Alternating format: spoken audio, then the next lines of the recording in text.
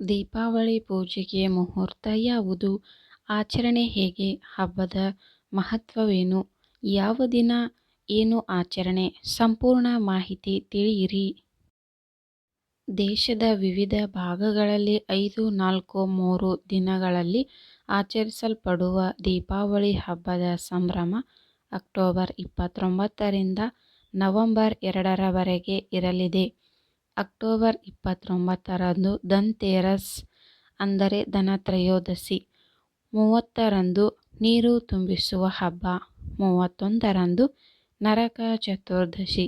Deepavali November 1, Deepavali November 2ರಂದು Balipadya, ಗೋಪೂಜೆ ನಡೆಯಲಿದೆ. ದೀಪಾವಳಿ ಆಚರಣೆ ಯಾವಾಗ? ದೃಕ್ಪಂಚಾಂಗದ ಪ್ರಕಾರ ದೀಪಾವಳಿಯು ಗುರುವಾರ ಅಂದರೆ ಅಕ್ಟೋಬರ್ 31ರಂದು ಆಚರಿಸಲಾಗುತ್ತದೆ. ಈ ದಿನ ಲಕ್ಷ್ಮೀ ಪೂಜೆಯನ್ನು ನಡೆಸಲಾಗುತ್ತದೆ, ಏಕೆಂದರೆ ಆ ದಿನ ಸಂಜೆ ಅಮಾವಾಸ್ಯೆ ಇರಲಿದೆ. ಲಕ್ಷ್ಮೀ ಪೂಜೆ ಮುಹೂರ್ತ ಅಕ್ಟೋಬರ್ 31ರಂದು ಮಧ್ಯಾಹ್ನ 3:12ಕ್ಕೆ ಪ್ರಾರಂಭವಾಗುತ್ತದೆ ಮತ್ತು ನವೆಂಬರ್ 1ರಂದು ಸಂಜೆ 5:14ಕ್ಕೆ ಕೊನೆಗೊಳ್ಳುತ್ತದೆ.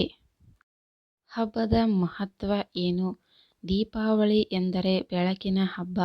ಇದು ದುಷ್ಟರ ವಿರುದ್ಧ ಒಳ್ಳೆಯದರ ವಿಜಯವನ್ನು ಸಂಕೇತಿಸುತ್ತದೆ. ರಾಮ, ಸೀತೆ ಮತ್ತು ಲಕ್ಷ್ಮಣರು ತಮ್ಮ 14 ವರ್ಷಗಳ ವನವಾಸವನ್ನು ಮುಗಿಸಿ ರಾವಣನನ್ನು ಸೋಲಿಸಿದ ನಂತರ ಅಯೋಧ್ಯೆಗೆ ಮರಳಿದರ ಸಂಭ್ರಮವನ್ನು ಇಂದಿಗೂ ದೀಪಾವಳಿಯನ್ನು ಆಚರಿಸಲಾಗುತ್ತದೆ. ಈ ದಿನ ಜನರು ತಮ್ಮ ಮನೆಗಳನ್ನು ಅಲಂಕರಿಸಿ ಹೊಸ ಬಟ್ಟೆಗಳನ್ನು ಧರಿಸಿ ಪ್ರೀತಿ ಪಾತ್ರರೊಂದಿಗೆ ಉಡುಗೊರೆ, ರುಚಿಕರವಾದ ಸಿಹಿ ತಿಂಡಿಗಳನ್ನು ವಿನಿಮಯ ಮಾಡಿಕೊಳ್ಳಲಾಗುತ್ತದೆ. ಲಕ್ಷ್ಮಿ ಮತ್ತು ಗಣೇಶ ದೇವರ ಆರಾಧನೆಯನ್ನು ನಡೆಸಲಾಗುತ್ತದೆ. ಯಾವ ಆಚರಣೆ ಯಾಕಾಗಿ? ಧನ್ತೆರಸ್ ದಿನದಂದು ಲಕ್ಷ್ಮೀ ದೇವಿ ಜೊತೆಗೆ ಕುಬೇರನನ್ನು ಪೂಜಿಸಲಾಗುತ್ತದೆ.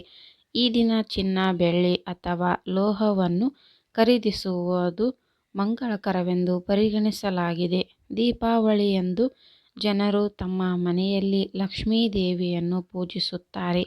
ಈ ದಿನ ರಾವಣನನ್ನು ಕೊಂದ ಅನಂತರ ಭಗವಾನ್ ರಾಮನು ಅಯೋಧ್ಯೆಗೆ ಹಿಂದಿರುಗಿದನು.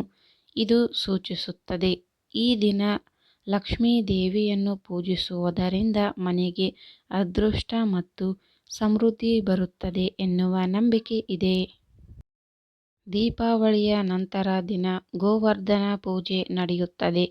ಈ ದಿನ ಶ್ರೀಕೃಷ್ಣನ ಆರಾಧನೆಗೆ ಗೋವರ್ಧನ ಪರ್ವತದ ಪೂಜೆ, ಗೋಪೂಜೆಯನ್ನು ನಡೆಸಲಾಗುತ್ತದೆ. ಈ ಮಾಹಿತಿ ನಿಮಗೆ ಇಷ್ಟವಾದಲ್ಲಿ ಒಂದು ಲೈಕ್ ಮಾಡಿ ಹಾಗೂ ಸಬ್ಸ್ಕ್ರೈಬ್ ಮಾಡಿಕೊಳ್ಳಿ. ಇಂತಹ ಯೂಸ್ಫುಲ್ ವಿಡಿಯೋದೊಂದಿಗೆ ಮತ್ತೆ ಸಿಗೋಣ. ಈ ವಿಡಿಯೋ ಕೊನೆ ತನಕ ನೋಡಿದ್ದಕ್ಕೆ ನಿಮಗೆಲ್ಲರಿಗೂ ಧನ್ಯವಾದಗಳು.